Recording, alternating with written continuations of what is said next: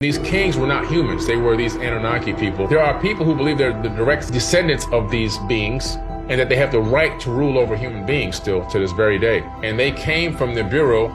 They got down to Earth. And this is about 450,000 years ago, according to the tablets.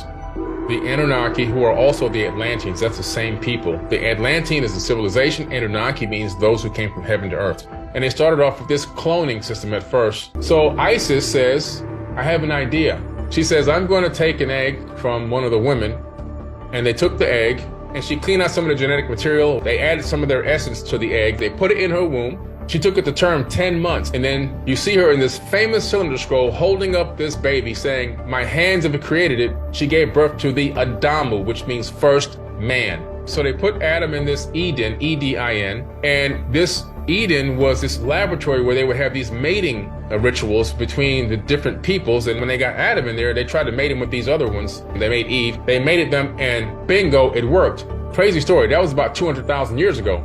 They also genetically modified us by taking chromosome number 2 out of our body, fusing it together and putting telomere caps on each end to limit our lifespans. And scientists now, geneticists at universities, they teach this.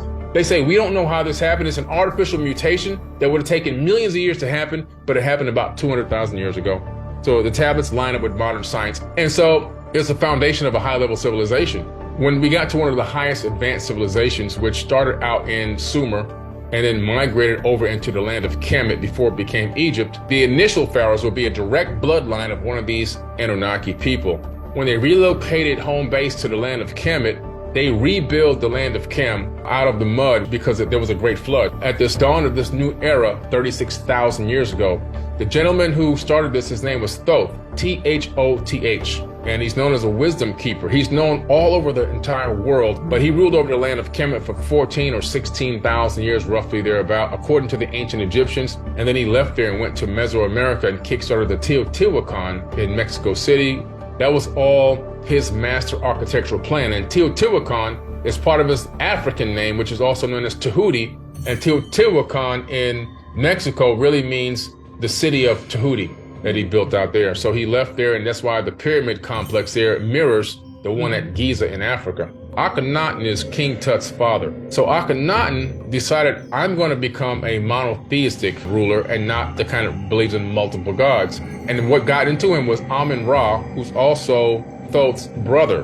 And he told Akhenaten that you worship me and you get everyone to worship me and deface all the other gods. That's why he was kicked out of Egypt. He went to the Great Pyramid and he went to that stone box area inside the king's chamber and took Ark of the Covenant with him. See, Akhenaten is Moses. That's the Moses story.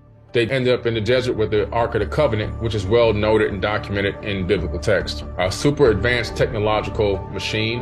It was multi-purposeful. What it was capable of doing, it's a weapon, but it also has the capability of being a power source. The Great Pyramid itself is a power generator.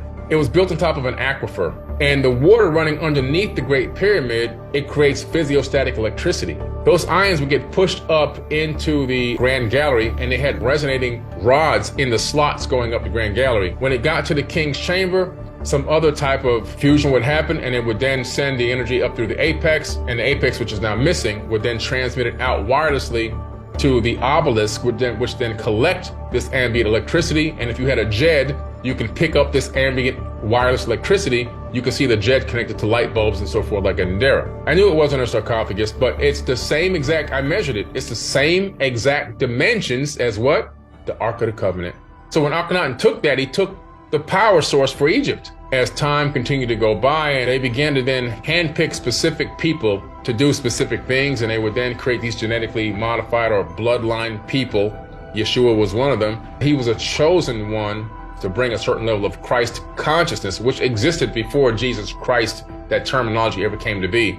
I put the New Testament where Jesus is speaking, and I put both the Atlanteans' words from the Emerald Tablets, and you see that Jesus is literally mimicking what he learned from the ancient mystery schools, which he learned directly from the Egyptian mysteries from Thoth the Atlanteans' teachings. The real text is 36,000 years old. It's just a mimicking of ancient texts, and a lot of different religions cropped out of his spiritual writings that he wrote in those Emerald Tablets.